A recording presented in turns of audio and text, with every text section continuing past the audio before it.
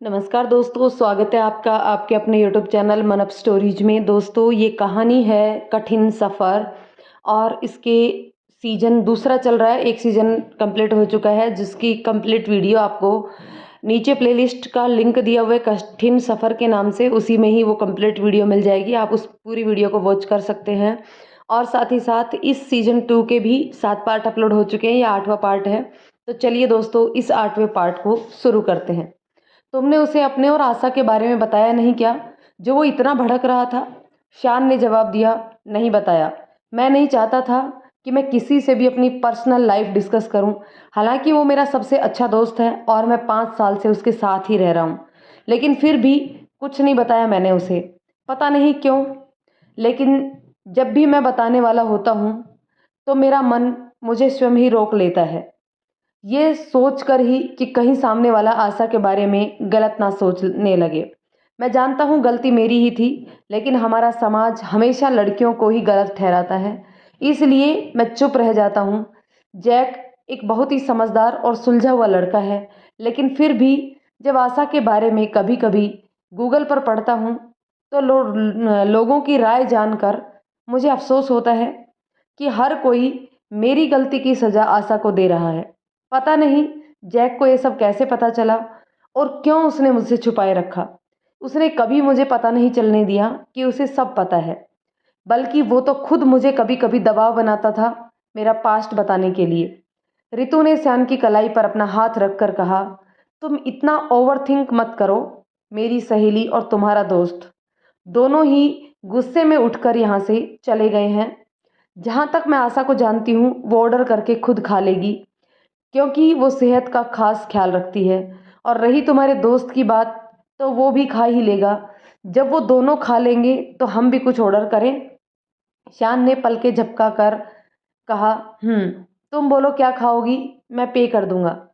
बात पेमेंट की थोड़ी ना है, बात तो सिर्फ इतनी सी ही है कि मुझे भी तुम्हें कुछ बताना था, तो बातों के साथ डिनर भी कर लिया जाए। मैं अपने लिए ऑर्डर कर दूंगी और तुम अपने लिए बोल देना, रितु ने कहा और मेन्यू देखने लगी। शान ने कहा, ओके, तुम देखो। उन्होंने वेटर को बुलाया और अपना अपना ऑर्डर बोल दिया। हाँ बोलो, क्या बोलने वाली थी तुम? शान ने अपने हाथ पर से रखा हुआ हाथ हटाकर पूछा। रितु ने कुछ पल सोचा, फिर गहरी सांस लेकर बोली, आई एम सॉरी। किस लिए? तुम्हारे तलाक में मेरा बहुत बड़ा हाथ है। क्यों? तुम तलाक करने वाली जज थी या फिर वकील थी जिसने तलाक की अर्जी डाली थी? नहीं, लेकिन मैंने ही आशा को तलाक लेने के लिए राजी किया था। अच्छा, तो आशा तलाक से पहले जब से दूर रहती थी तब शायद तुम्हारे पास ही रहती थी, राइट? शान ने पूछा। हाँ, जब आशा के घर वालों ने उसे ताने देने शुरू किए तो वो मेरे पास रही पूरे साल भर, रितु ने भी जवाब दिया। शान ने शांत आवाज में कहा, फर्क नहीं पड़ता, ये फैसला आशा का खुद का फैसला था और जो उसने फैसला किया वो सही था। मैं उसकी जगह होता तो यकीनन मैं भी यही फैसला लेता। गलती तो पूरी तरह से मेरी ही थी। एक तो मैंने हरकत ऐसी की, ऊपर से मैंने अपनी गलती सुधारने की कोशिश भी नहीं की। मैं कभी उसको मनाने के लिए नहीं गया, और सच कहूँ तो मैंने ही इस रिश्ते में कोई एफर्ट नहीं डाला। मैंने आशा से प्यार तो किया, लेकिन इस रिश्ते से प्यार नहीं कर पाया। मैं उसकी भावनाओं की कदर नहीं कर पाया और मैंने उसे समझने की कोशिश ही नहीं की। उसने मेरी और मेरे परिवार की खुशी के लिए क्या कुछ नहीं किया, उसके बावजूद मैंने उसकी फीलिंग्स को आहत किया। ये समाज भी ऐसा ही है। अगर कोई लड़की अपने लिए कोई कदम उठाती है तो सबको दिक्कत हो जाती है। मुझे इस तलाक के फैसले ने वास्तव में तोड़ दिया था, लेकिन मैंने खुद को संभाल लिया। हालांकि आज तक भी मुझे उम्मीद थी कि एक ना एक दिन आशा ज़रूर मेरे पास आएगी, लेकिन आज वो उम्मीद भी टूट गई। शान आगे कुछ बोलता उससे पहले ही रितु बीच में बोल पड़ी, तुम पागल हो। अगर ऐसा सोचते हो तो आशा क्यों आएगी तुम्हारे पास? क्या तुम उस समाज का हिस्सा नहीं हो जो सोचता है कि झुकने का हक सिर्फ और सिर्फ औरतों का है? अगर तुम वास्तव में आशा को चाहते हो तो मुझे नहीं लगता 5 साल लगते तुम्हें उन्हें ये एहसास दिलाने में कि आशा के बगैर तुम अधूरे हो। अब तो ये लगता है कि तुम अपनी ज़िंदगी से खुश हो और आशा अपनी ज़िंदगी में व्यस्त है। वो जो कर सकती थी उसने वो सब किया तुम्हें अपना बनाए रखने के लिए, लेकिन अफ़सोस तुमने उसको तवज्जो ना देकर 1 करोड़ को तवज्जो दी। तुम्हें जानकर हैरानी होगी कि आशा अपने मैनेजर को 8 करोड़ रुपए पर ईयर देती है। तुमने पूर्वी का उदाहरण देकर आशा से कहा था ना कि वो एक कंपनी की एमडी है। आज तुम खुद देख सकते हो आशा कहाँ खड़ी है। हाँ, बस सिर्फ फ़र्क इतना सा है कि वो इतनी ऊंचाइयों पर पहुंच गई कि वहां पर भी वो अकेली खड़ी है। शान ने कहा, लेकिन मैं क्या कर सकता हूँ, तुम ही बताओ। मैं मानता हूँ मैंने गलती की और बहुत बड़ी गलती की है जिसकी कोई माफ़ी नहीं, लेकिन फिर भी मैं कोशिश करना चाहता हूँ। आशा तो मुझे मौका ही नहीं देना चाहती। उसने तो खुद अभी अभी कहा कि वो मुझसे नफरत करती है और वो मेरा नाम सुनकर ही यहाँ से उठकर चली गई। तुम ही बताओ मैं क्या करूँ। रितु कुछ नहीं बोली क्योंकि वेटर आ चुका था ऑर्डर लेकर। क्या करूं से क्या मतलब है ईशान? मुझे नहीं लगता कि तुमने अपनी तरफ से कोई भी एफर्ट डाला है। ये तो तुम्हें आज पता चला कि आशा नफरत करती है, लेकिन पिछले 5 सालों से कभी तुमने कोशिश की? वेटर के जाने पर रितु ने कहा, मैं चाहता था कि आशा को पूरा टाइम मिले मुझे समझने का, लेकिन मुझे नहीं पता था कि वो अपनी ज़िंदगी में इतनी व्यस्त हो जाएगी कि मुझे भूल ही जाएगी। मैं कैलिफोर्निया इसलिए आया ताकि मैं बहुत सारा पैसा कमा सकूं और फिर इंडिया जाकर अपना छोटा सा बिजनेस शुरू कर सकूं। प्रोफेसर बनकर कोई पैसा कमा सकता है? मैं बहुत अच्छे कॉलेज में पढ़ाता हूं और मेरी सैलरी भी बहुत ज़्यादा है। इंडिया में रहकर ही कर लेते कुछ? नहीं, अगर मैं इंडिया में रहता तो फिर मुझे आशा की याद आती और मैं कभी उसे अकेला नहीं छोड़ पाता। मुझे नहीं पता था आशा इतना नाम कमा लेगी। मैं जब भी उसका कोई इंटरव्यू देखता हूँ तो बहुत खुश होता हूँ और बहुत अच्छा लगता है कि आशा आज जिस मुकाम पर है वो भी अकेले, बिना किसी की मदद के। और अब तो बस यही बात मुझे उससे मिलने से रोकती है। अकेले नहीं ईशान, मैंने उसका साथ दिया है हर एक अप एंड डाउन्स में। जब भी वो कोई फैसला लेने में कंफ्यूज हो जाती है तो मैं हमेशा उसकी मदद करती हूँ। मैंने कभी उसका साथ नहीं छोड़ा। दोस्त होने के नाते हमेशा उसका साथ निभाया है, चाहे हालात जो भी रहे हों। इसीलिए तो आशा मुझे इतना मानती है और उसकी दुनिया में मेरे अलावा कोई नहीं है, ना उसके परिवार वाले और ना ही कोई और दोस्त। हाँ, मैं जानता हूँ तुमने उसका कितना साथ दिया है। ये भी जानता हूँ कि सिर्फ तुम ही हो उसकी ज़िंदगी में और तुम किसी और को उसकी ज़िंदगी में आने भी नहीं देना चाहती। क्या मतलब? अगर आशा किसी को पसंद करती है तो वो ज़रूर उसकी लाइफ में आ सकता है। मुझे इससे क्या दिक्कत है?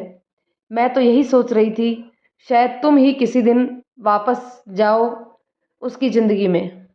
हाँ, मैंने भी बहुत बार सोचा कि आशा को शायद मेरी ज़रूरत हो, मुझे उसके साथ होना चाहिए, लेकिन उसका पैसा मुझे उसके करीब जाने से रोकता है। मुझे लगता है आशा के पास इतना पैसा है कि अगर मैं उसके पास वापस गया तो उसे लगेगा मैं उसके पैसे को देखकर वापस आया हूँ। वो ये नहीं जानती कि उसकी याद में मेरा एक एक दिन कैसे गुजरता है। बातें तो बहुत अच्छी कर लेते हो ईशान, लेकिन तुमने कभी खुद से कोशिश की ही नहीं आशा के पास आने की या उसकी लाइफ में वापस जाने की। तुमने इस 5 साल में कभी आशा से कोई कांटेक्ट नहीं किया। अभी तो वो फेमस हुई है, आज से 3 साल पहले तो वो इतनी फेमस नहीं थी। तब तो उसके पास जा सकते थे, एक कोशिश तो कर ही सकते थे उसे मनाने की। और वो भी क्यों? तलाक होने से पहले भी तो 1.5 साल था तुम्हारे पास। परंतु उस वक्त तो तुम पैसे को अहमियत देते थे, परंतु जब तुम्हें पता चल गया कि वो कॉन्ट्रैक्ट झूठा था तब तो अपना पूरा एफर्ट लगाते। ईशान ने गिलास में पानी डाला और एक ही सांस में पूरा गिलास खाली करके टेबल पर रख दिया और कुछ क्षण रुक कर बोला, मैं जानता हूँ मैंने कोशिश नहीं की और मैंने जानबूझकर नहीं की, क्योंकि आशा ने मुझे पूरा 1 साल दिया अपनी गलती सुधारने का और गलती सुधार कर पश्चाताप करने का। लेकिन तब मैं अपने घमंड में नहीं गया। मैं जानता हूँ अगर मैं अभी भी आशा के पास जाता तो वो मुझे तुरंत माफ़ कर देती। आशा इतनी अच्छे दिल की लड़की जो है और आखिरकार मुझसे प्यार भी तो करती है। लेकिन मैं अपनी बीवी को बहुत अच्छे तरीके से जानता हूँ। अगर मैं उससे माफ़ी मांगता तो वो मुझे भावनाओं में आकर माफ़ तो कर देती, लेकिन उसके मन में कहीं ना कहीं ये कसक रहती कि मैंने उसके साथ गलत किया है और वो एक औरत है, इसलिए उसे समझौता करना पड़ा। आखिरकार मैंने बातें भी तो इतनी पैनी की जो कि चुभने वाली थी, इसलिए मैंने दूर रहकर पश्चाताप करने का निश्चय किया। तुम क्या कहना चाहते हो? मुझे तो समझ में नहीं आ रही तुम्हारी बातें। रितु ने शेक पीते हुए कहा। ईशान ने कहा, मैं भावनात्मक या मानसिक रूप से आशा को दबाव नहीं देना चाहता था। उसके बिना मेरी जिंदगी भी अधूरी सी थी, लेकिन अब जब आशा को इतनी ऊंचाई पर देखता हूँ तो आशा के फैसले पर गर्व होता है। अगर आशा मुझे छोड़ती नहीं तो वो खुद को कभी पहचान ही नहीं पाती। आज आशा को यहाँ देखकर न जाने क्यों उसे कस के गले से लगाने का मन किया, इसलिए उठकर उसकी तरफ बढ़ा था, लेकिन उससे पहले ही वो यहाँ से चली गई।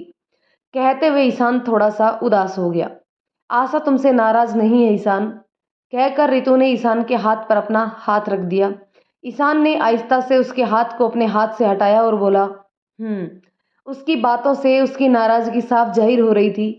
और वैसे भी अब मैं आशा की जिंदगी में जाकर उसे उसके लक्ष्य से भटका नहीं सकता।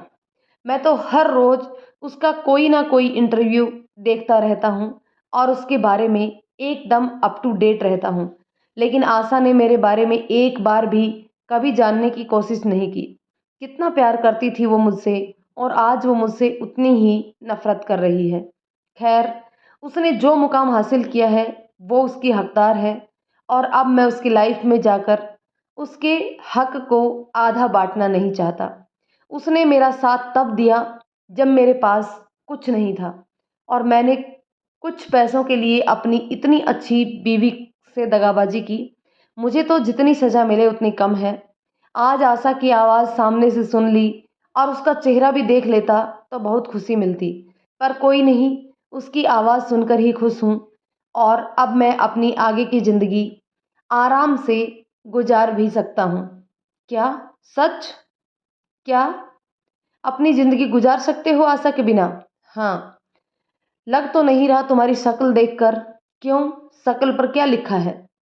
लिखा तो कुछ भी नहीं, लेकिन पहले आलू के जैसे गोल मटोल चेहरा अब आलू के चिप्स की तरह चपटा हो गया है। पहले तुम्हें देखकर ही लगता था कि तुम 9 से 5 का ऑफिस जॉब करने वाले आदमी हो, जिसे घर पर बीवी तीनों टाइम ठूस ठूस कर खाना खिलाती है।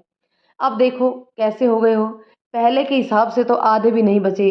तुम्हें देखकर लग रहा है मॉडलिंग वगैरह करने के लिए तुमने खुद का वजन इतना कम कर लिया है। रितु ने ईशान को अच्छे से घूरते हुए कहा।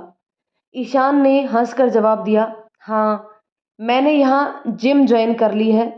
आशा जब मेल प्रोडक्ट लॉन्च करेगी तब मैं ही तो ऐड करूँगा उसके लिए। आशा तो तब तुम्हें अप्रोच करेगी जब उसे पता चलेगा कि तुम कहाँ हो और कैसे हो। जानता हूँ वो मेरे बारे में कुछ भी सुनना पसंद नहीं करती, लेकिन मैं इतना भी जानता हूँ कि वो आज भी मुझे चाहती है, आज भी मेरे बारे में सोचती है, मुझे प्यार करती है। आशा और मेरा रिश्ता एक ऐसा रिश्ता है जिसे कोई भी दूरी ख़त्म नहीं कर सकती। क्या हो अगर तुम आशा के सामने जाओ? ऐसी तो नहीं है ना सामने जाते ही गोली मार देगी।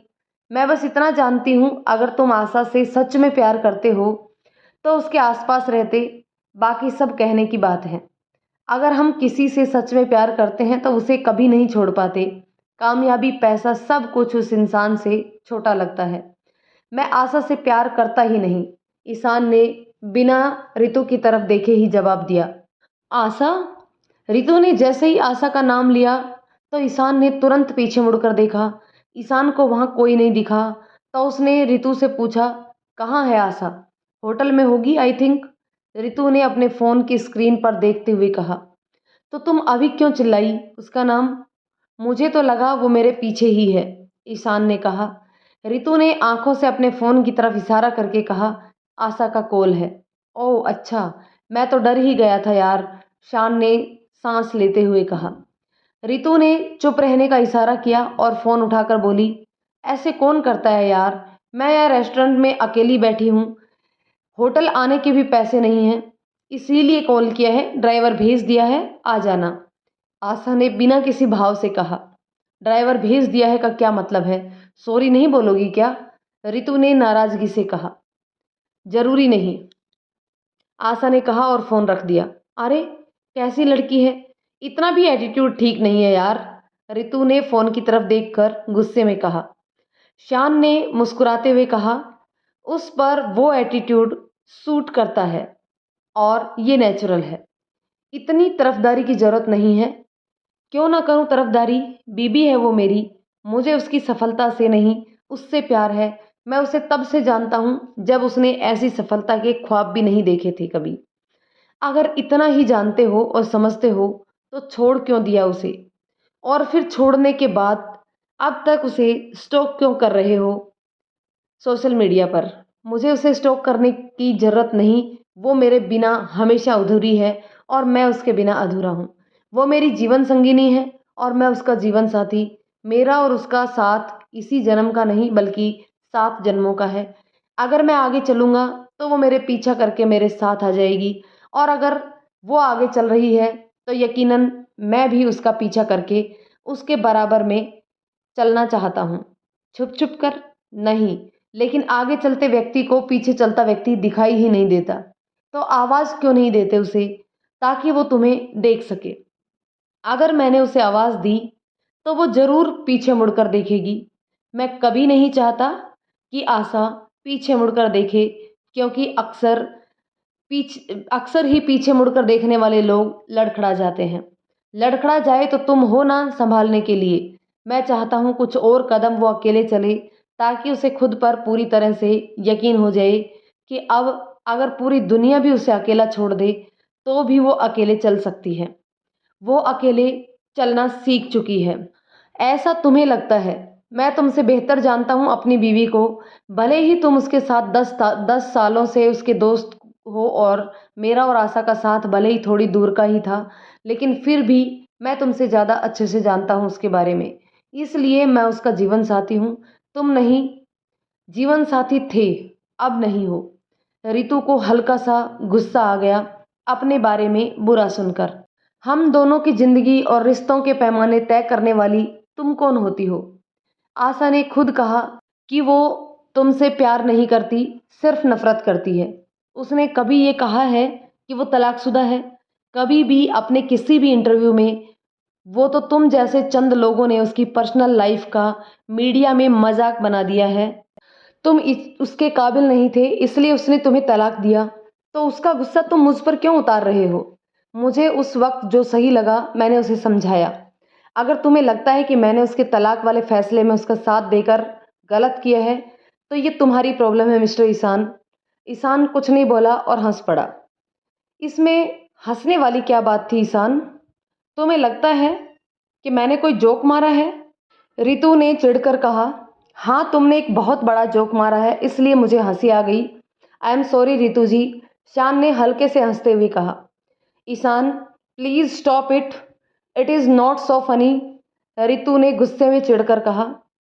शान ने गहरी सांस लेकर सीरियस होते हुए कहा, तुम्हें सच में लग रहा है मैं तुम्हें इसी वजह से ब्लेम कर रहा हूँ? आशा अपनी ज़िंदगी के फैसले लेने के लिए पर्याप्त समझदार है। उसे किसी दोस्त की राय की ज़रूरत नहीं है। दोस्तों, इस पार्ट को हम यहीं पे ख़त्म करते हैं। कमेंट करके ज़रूर बताइएगा कि इस कहानी को आगे किस मोड़ पे ले जाना चाहिए, और ये कहानी आपको कैसी लग रही है ये भी ज़रूर से ज़रूर बताइएगा। यदि ये कहानी आपको पसंद आ रही है तो कहानी को लाइक करें और शेयर करें। यदि आप चैनल पर नए हैं तो प्लीज़ चैनल को सब्सक्राइब ज़रूर कर लें। धन्यवाद दोस्तों।